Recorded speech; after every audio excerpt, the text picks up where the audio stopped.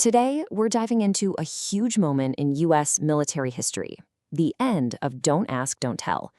But this story doesn't start with a law or a politician. Nope. It all starts with one single, incredibly tense phone call. Can you just imagine that? Holding your breath, your heart pounding, waiting for the answer to a question that could literally change everything. This one moment, it was actually captured live for thousands to see, and it came to define the end of an entire era. So that voice you're imagining, it belonged to Senior Airman Randy Phillips. For months, he'd been anonymously documenting his life as a gay man in the Air Force on YouTube. And on this particular night, September 19th, 2011, with Don't Ask, Don't Tell just hours away from being gone for good, he decided the whole world was going to hear him come out to his family and not reply, "I still love you, son."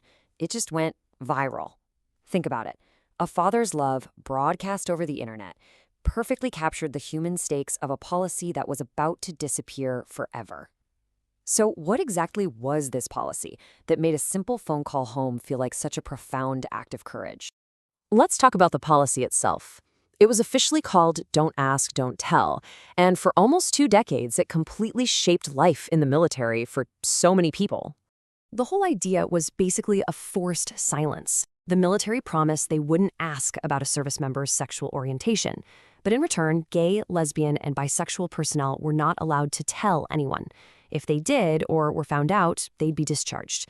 You can see how this created this really precarious existence for thousands of service members. And beyond that immense personal toll, there was a staggering financial one. Just look at this number.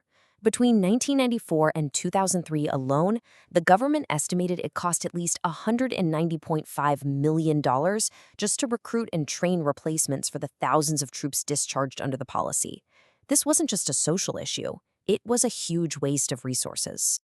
And really, as President Obama pointed out when he signed the repeal, the greatest cost was the people. All of these thousands of skilled, dedicated, patriotic Americans who were forced out of the service simply for who they were. The pressure to change this was just immense. So how did it finally happen? Well, it was a battle. The path to ending Don't Ask, Don't Tell was not easy. It was a knockdown, drag-out legislative fight with a ton of high-stakes maneuvering on both sides. The year 2010 was an absolute roller coaster. The House actually passed a repeal amendment in May, but then the whole effort just slammed to a halt in the Senate. It was blocked by a filibuster led by Senator John McCain, and for a minute there, it really looked like it might fail. But supporters didn't give up. They introduced a brand new, standalone bill. This time, they broke the filibuster, and on December 18th, in a truly historic vote, the Senate passed the repeal. 4 days later, President Obama signed it into law. The debate itself was just so intense. On one side, you had over 1,000 retired officers sign a letter arguing that repeal would seriously damage military readiness and unit cohesion. But on the other side, you had organizations like the American Psychological Association saying, look, there is zero scientific evidence to back up those fears. They argue that sexual orientation has nothing to do with how effective a soldier is. So the central question was, what was really going to happen? And that brings us to the verdict. After all those dire warnings, all the heated arguments, the policy finally ended. And the result? Well, the subtitle here pretty much says it all. Nothing happened. I mean, really, what was the actual fallout? Did unit cohesion just fall apart? Did recruiting numbers plummet? The Pentagon actually commissioned a study to find out. And the results, well, they were pretty decisive. Dr. Stephen Samuels, a professor who worked on a 2012 study reviewing the whole thing, he summed up the entire comprehensive report perfectly.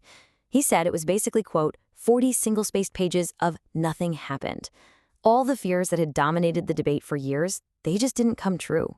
So let's get specific. The study found no negative impact on readiness, on recruiting, or on retention. Nothing. And while some service members' morale apparently did drop a bit, that was more than balanced out by the huge boost in morale for gay and lesbian personnel who could finally serve honestly.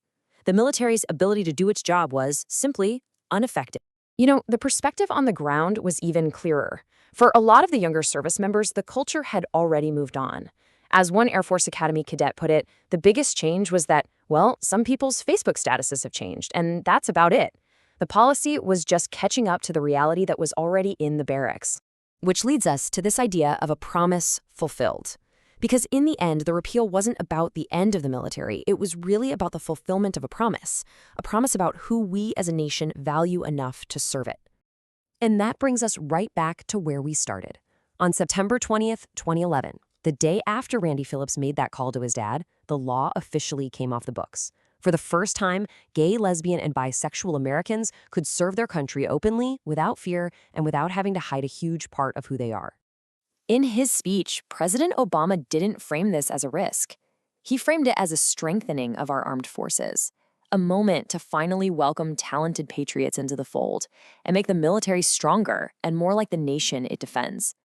The whole story of the Don't Ask, Don't Tell repeal really shows us something simple. For years, the debate was just dominated by fear of what might happen. But the reality was that the character of the service members themselves was already ahead of the policy. And it leaves us with a really powerful question to think about. What happens when a nation's laws finally catch up with the character of its people?